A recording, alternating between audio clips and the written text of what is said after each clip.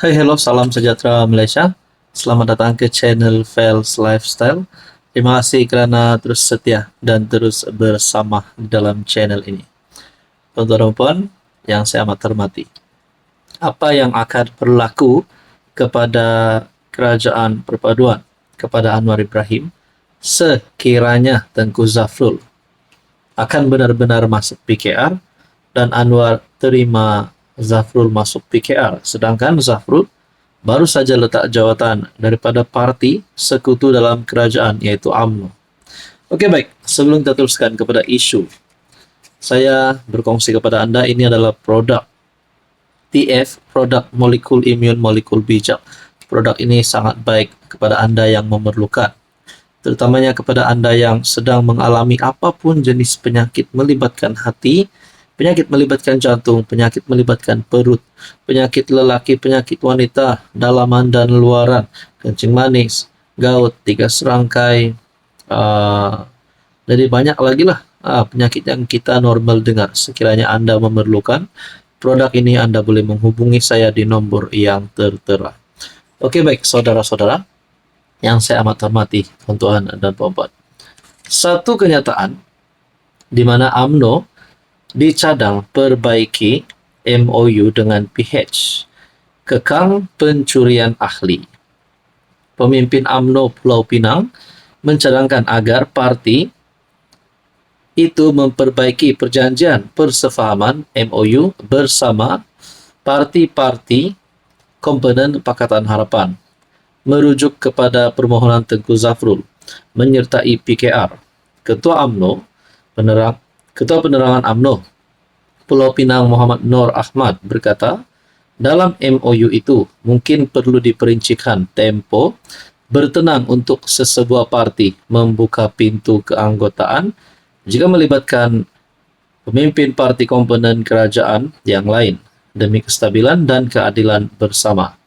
Kalau perlu di bawah parti-parti kerajaan perpaduan, ditubuhkan majlis disiplin gabungan untuk menyiasat kes pencurian ahli, elok direalisasi bersama dengan MOU yang ditambah baik.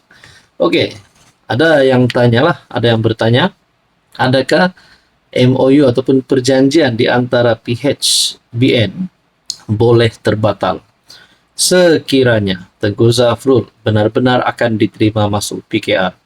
Jangankan Tengku Zafrul, juga kepada mana-mana pemimpin-pemimpin politik di dalam sekutu parti-parti di dalam kerajaan perpaduan, contohnya daripada UMNO yang akan lompat kepada PH ataupun daripada PH akan lompat kepada UMNO ataupun Barisan Nasional. Jadi budaya mencuri ahli daripada parti sekutu sudah pasti bukan budaya yang sihat.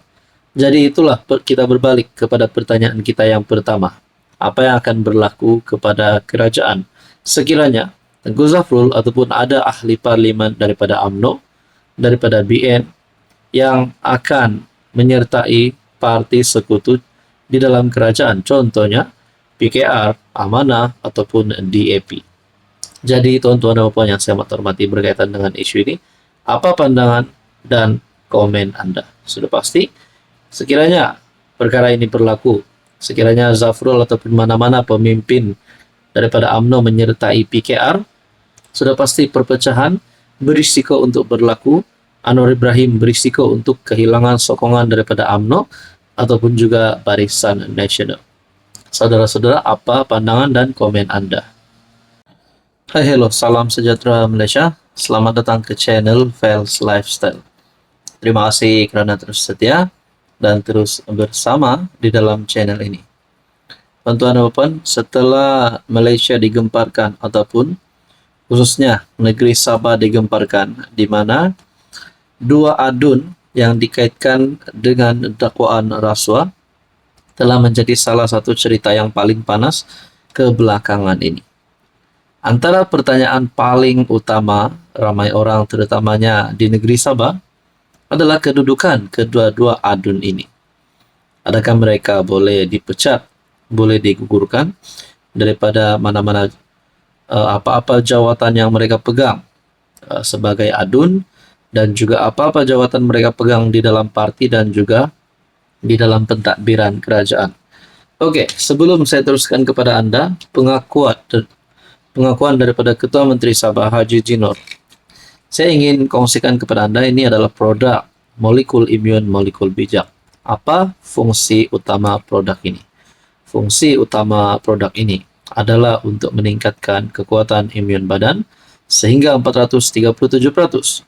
Dengan kekuatan imun badan sehingga 437% boleh melawan pelbagai jenis penyakit. Contohnya kencing manis, penyakit melibatkan hati, penyakit melibatkan jantung, melibatkan penglihatan, penyakit melibatkan perut. Jadi banyak lagi penyakit yang kita biasa dengar. Dengan kekuatan imun badan sehingga 437% dengan pengambilan molekul imun, molekul bijak ini boleh mendidik imun badan kita menjadi bijaksana melawan pelbagai jenis penyakit. Sekiranya Anda berminat untuk mengetahui lebih lanjut tentang produk ini, sila hubungi saya di nomor yang tertera. Oke, baik, saudara-saudara, Haji J, Ketua Menteri Sabah, akan kaji kedudukan dua adun dikaitkan dakwaan rasuah. Pentadbiran Negeri Sabah akan mengkaji semula kedudukan dua pemimpin negeri selepas mereka didakwa atas kesalahan rasuah.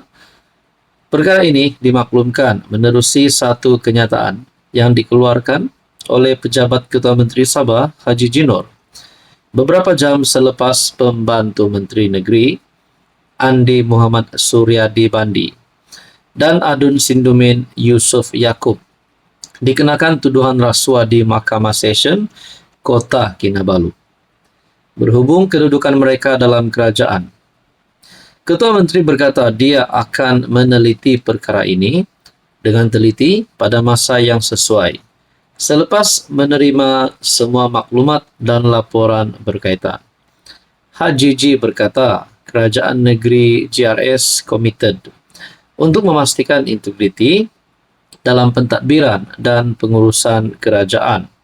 Menurut kenyataan itu, terdahulu hari ini dilaporkan bahawa Andi yang juga pembantu Menteri Pembangunan Industri dan Keusahawanan Sabah dituduh menerima wang tunai RM150,000 daripada ahli perniagaan Tay Jian Cheng yang juga dikenali sebagai Albert Tay sebagai habuan untuk membantu permohonan lesen penerokaan bagi syarikat sinaran Hayat Sendirian Berhad.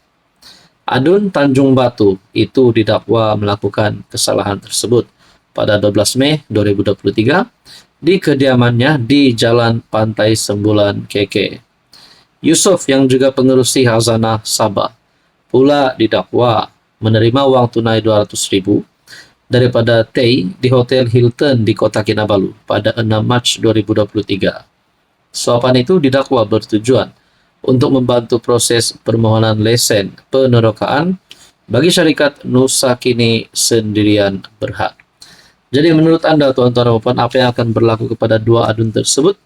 Dan inilah keputusan terkini Ketua Menteri Sabah Haji Jinor. Kalaulah dua adun ini, dua pemimpin ini dipecat, adakah bakal berlaku rombakan Kabinet Sabah ataupun rombakan DUN Sabah?